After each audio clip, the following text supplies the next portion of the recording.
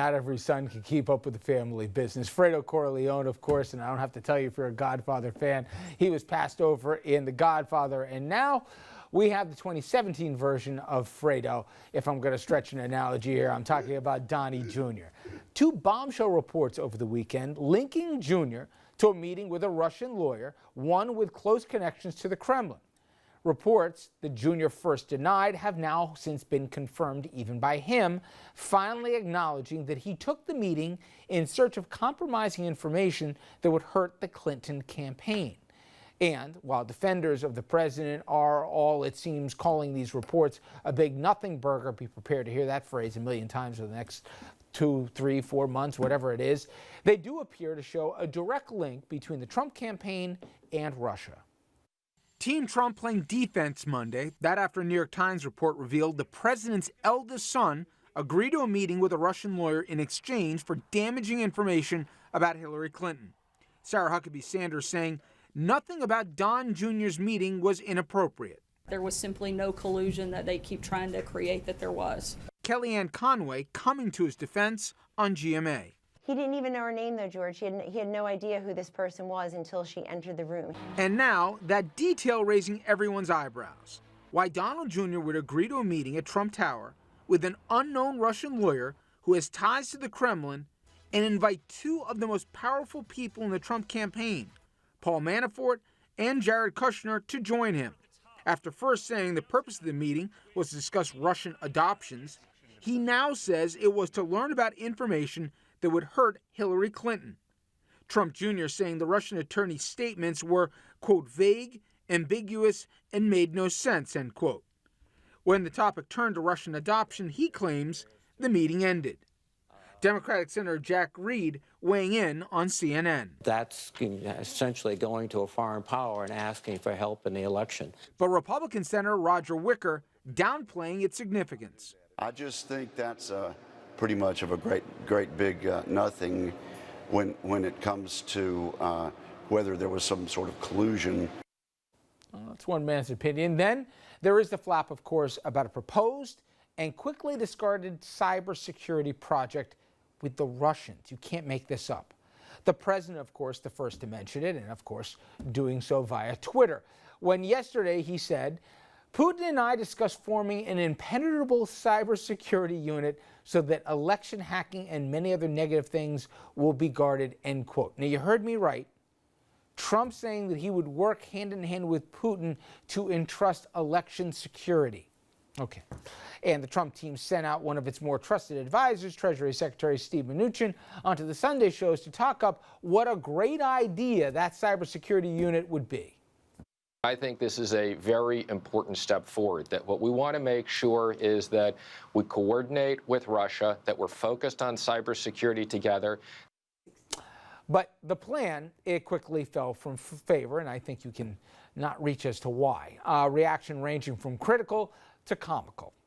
I am sure that Vladimir Putin could be of enormous assistance in that effort since he's doing the hacking. And again, that's from a Republican. Then you go 13 hours later. The president put the kibosh on this plan and tried to save face in the process, tweeting, "The fact that President Putin and I discussed the cybersecurity unit doesn't mean I think it can happen. It can't, but a ceasefire can and did." End quote. Jeanne Zaino, professor of political science at Iona College, also a senior advisor at the consulting firm Applied Techonomics. Dominic Carter, political journalist and author, and Andrew Whitman, our senior political correspondent. A ton to unpack here. Let's start off with Donnie Jr., and I really thought the Fredo analogy was funny, but he changed the story 3 times. By the third telling of it, it wasn't some orphanages, and again, the orphanage was set up to try and get the U.S. to drop the sanctions, because that's why basically the act that was put in place was we put sanctions after a journalist was killed. Sanctions put in place, and Russians said no longer can American families adopt Russian children from orphanages. So that was a pretext of this. It wasn't some great humanitarian effort that was the discussion. And then it morphed into this. But to me, and guys, let's put our BS meters on for a second. Donald Trump came forward, Jr., and acknowledged with a statement from the White House that, yes, this was the purpose of our meeting. Moreover, he claims that it wasn't just him, it was Jared Kushner also that was involved, and Paul Manafort, who was the then campaign manager. You bundle all that together, and that they're volunteering it to this point, to me is the most significant thing, because I'm sorry, that means there's a whole lot more to come. I think so, or that there's seriously divided factions in the White House, because all of this reporting came from 3 different sources. Five, right? 3 within and 2 others, three within, right? and then 2 others. So 5. So there may be this might be the divisions within the White House. Just where hit on that point for a second for people who might have missed that. The people that were providing the information about these meetings were within the Trump inner circle. To the original New York Times report, yes. And so it came from within the White House, and that's got people wondering one of 2 things. Either it's Steve Bannon and Steve Miller versus Donald Trump Jr. and Jared Kushner, and that's the rift that continues on, or that this is the tip of the iceberg on this report, and that the White House was looking to get out ahead of it and sort of frame public opinion as best they could, and get the story out there now, because it's gonna get worse. But one other thing, Al Gore in 2000, his campaign got a debate prep folder from the Bush campaign. Somebody sent it to them. First thing they did was report it to the FBI. Okay, so it's not like, oh, I just get negative information or dirt on somebody and I'm good to go, it doesn't matter where it comes from. If you think that something illegal might be underway in order to get that information, you have a responsibility to report it. Clearly the Trump campaign didn't, so lots of questions. And Dominic, again with our BS meters going here, the claim is that Donnie Jr. and friends, in the height, if you look where we were in the calendar at this point, they're getting ready, as I understand, for the conventions to this point. They were worried about floor fights. They were worried about where things would go. There were a lot of Republicans saying that they wouldn't support them to be on the ticket. So that, forget about the son, that the campaign manager and also the son-in-law, who has as outsized a portfolio as anybody on this, would all make time for this meeting, all claim they didn't know who this person was or what the meeting was. Think about that. And that the old man was never told. Nobody told Donald Trump Sr. about this. Right. As they say in New York, we've got a bridge for sale, right? Right. Well, you asked about the BS meter. So let's say scale 1 to 10. 10 is like high BS. This is about 100. Based on 30 years of political reporting. First, there is internal fighting in the White House that Andrew pointed out too. But 2, what normally happens in these situations when government officials, quote, come forward and reveal information is because they've been busted. So we don't know exactly yet the exact details. We know that the Times has been on top of this, but believe me, some news organization put together, they crossed every T, dotted every I, and they got these guys busted. That's why the Sun is coming forth admitting, when you're caught, you have no other choice, so you're trying to be preemptive. That's what's going on. But this is, so one may say, well, why are you making such a big deal out of this? Well, every campaign is looking for dirt on their rival. But you don't send your top people, as the point you just made. You give yourself cover.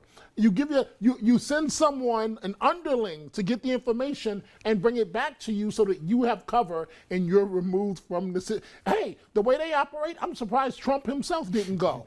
The way that they do it, it's just, Richard, we're seeing this every day. It's amateur hour at the White House. And Jeanne, these are 2 newspaper articles that have, my point is, you have a guy by the name Bob Mueller right now.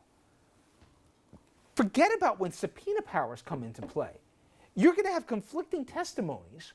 You haven't even done the forensic with the financial investigations that will take place. Now you can match up conflicting stories from one against the other and basically play one against the other.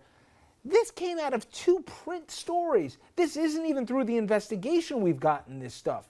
And it's like a circular firing squad in terms of this White House and the fiefdoms and the allegiances and all the rest attached to it. That's what struck me. 2 time stories and you do this? This wasn't that somebody under oath testified and now you got somebody who's flipped on somebody.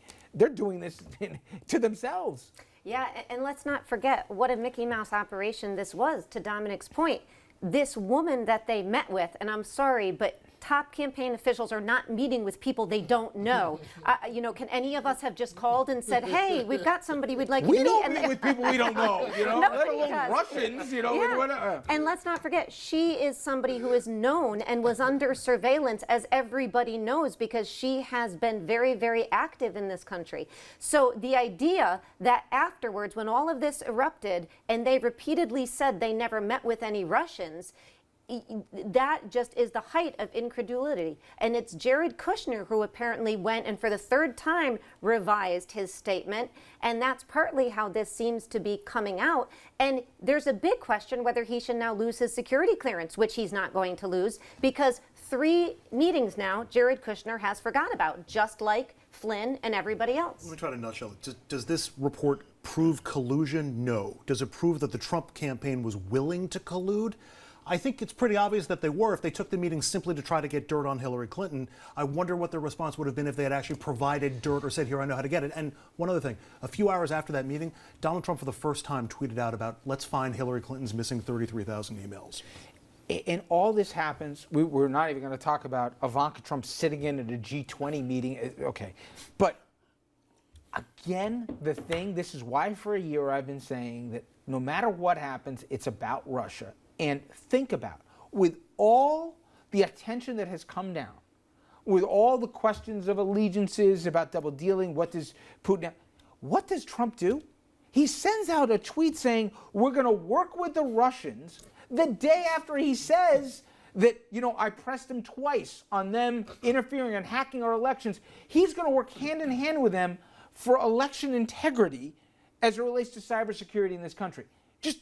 And then less than 24 hours, he flip-flops again on it. You cannot write this stuff. All right, coming up next.